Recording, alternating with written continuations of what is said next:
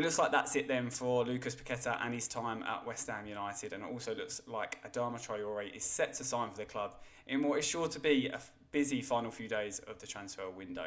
Before I talk about that though, I just want to say a massive thank you to Mark at the West Ham Way for his shout out in his most recent video.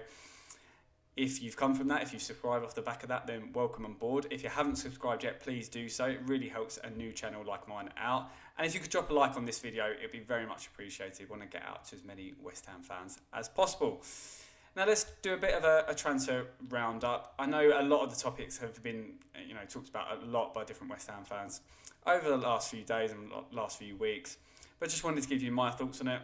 Get your thoughts as well, because a lot of these subjects are very divisive. Paqueta and Traore particularly, it's going to be, I think they're going to split opinion amongst the West Ham fan base. So be really interested to get your thoughts.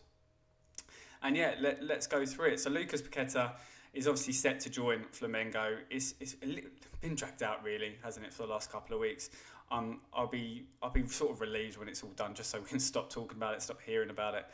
But it is a matter of time before that transfer goes through. And I think it's been a matter of time for a few seasons, really, that Lucas Paquetá is going to leave the club. Obviously, even when he was playing well under David Moyes, he was linked with Man City before the betting scandal. And that went on for a few weeks and sort of a saga over that summer. And yeah, it's never really gone away, has it, the loom of Lucas Paquetá leaving the club. We obviously had the Aston Villa bid in the summer and the phone, throwing the phone away after the goal against Nottingham Forest. But it has always been a matter of time. And I think if he wants to leave now, then I think it is best to move him out the door. I also think his contract is running out. I think he's got 18 months left on his contract. So this summer he'd be probably worth a little bit less, particularly if we go down. So yeah, getting 40, 45 million quid or euros, whatever it's going to be, in the final few days of this window is probably not the worst thing to do. I also think that, we saw on Saturday the team working exactly as that, as a team. We were sort of hunting Sunderland down, almost like dogs in that first half. Real sort of pressure, really working as a team, just fighting for each other.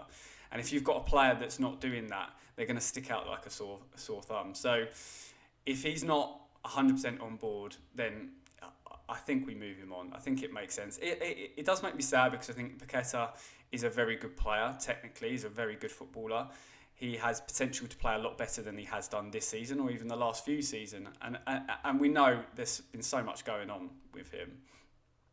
And he's a little bit of a maverick as well, isn't he? I think we're losing mavericks in the game of football, but I think, beggars can't be choosers at this time. We really do have to have players that really want to fight for the club and really try and get us out of this mess.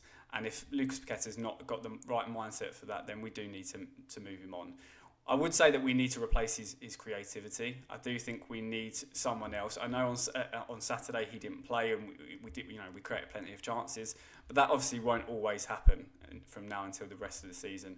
I think we are going to have games where maybe defences are quite in a low block, and we need someone with that bit of quality, particularly in midfield, to make that pass, do something different, as that extra little bit of creativity. Look, Fernandes has been brilliant, and I'm a big fan of Fernandes, but I do think we need something else as well in there, because he's not always going to be playing brilliantly. He might not always be on the pitch. He might get injuries, that kind of stuff.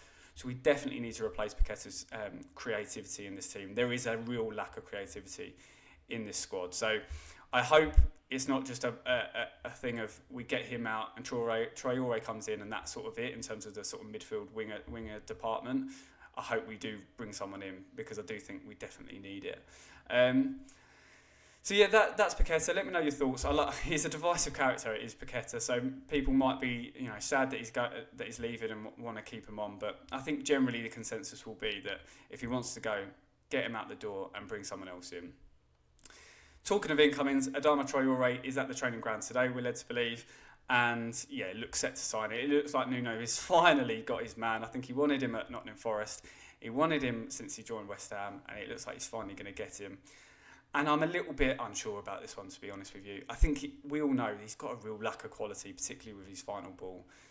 And I'm not sure if his pace and his strength is as big of an outlier as it once was a few years ago. I think that the league is a lot more physical now. And he's obviously getting a bit older. He's 30 years of age. I haven't really seen these marauding runs that he used to do for Wolves back in the day.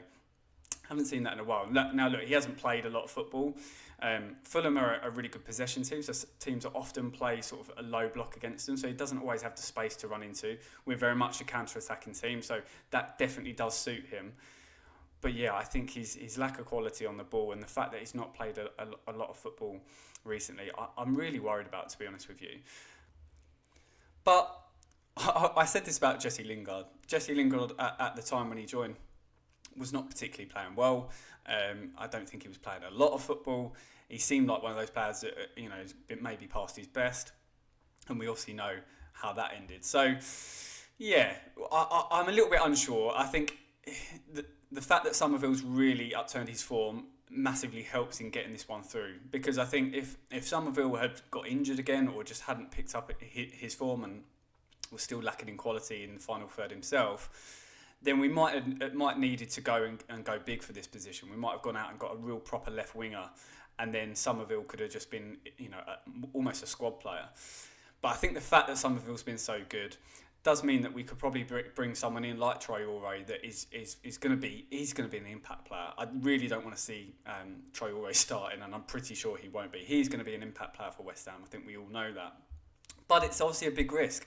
If Somerville gets injured again, he is prone to the odd injury. I really hope it doesn't happen, and I haven't jinxed it. But does that mean Traore is going to start? We haven't really got anyone else, and the prospect of Traore starting, I'm not loving, to be honest. So I'm a bit split between this one. I think generally I don't think it's a great signing, but also we do know what we're going to get from him. We know he's going to be able to run. We know he's going to be decent on the counter.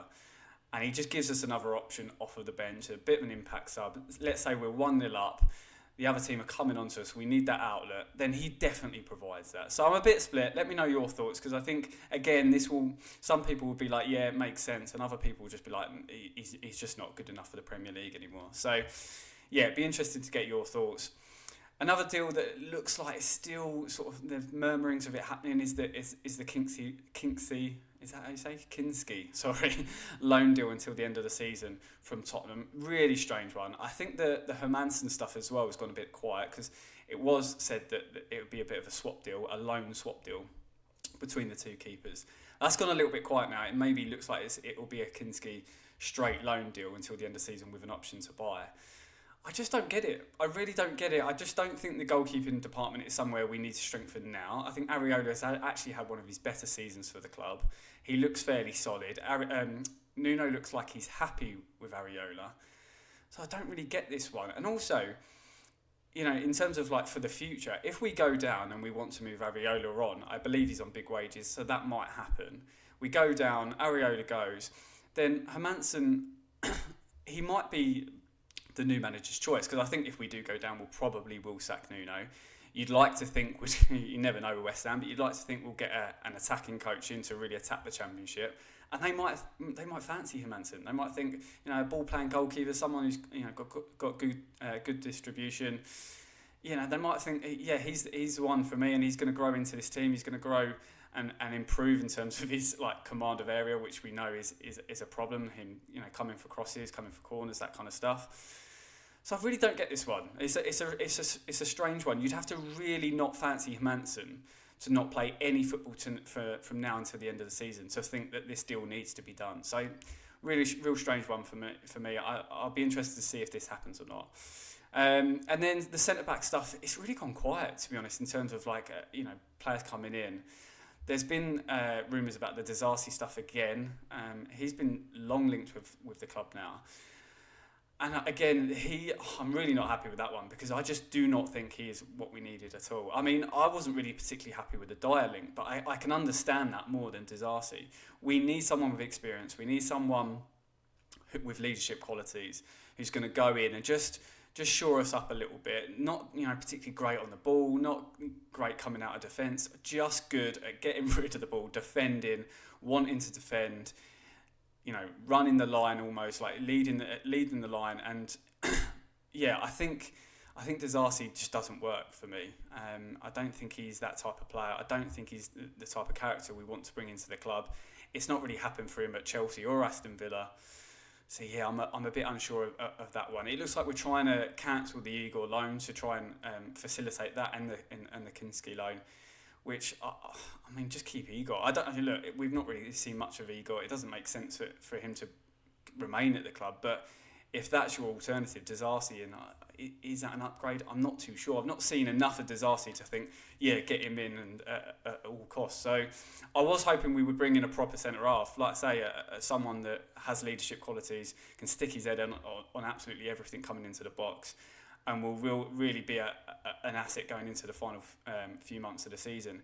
This is not a long-term signing. We can sign someone on the wrong side of 30 because it doesn't matter. It's not like they're going to be at West Ham for a number of years. This is someone just to come in and shore us up for the next few months. So, yeah, don't get that one at all.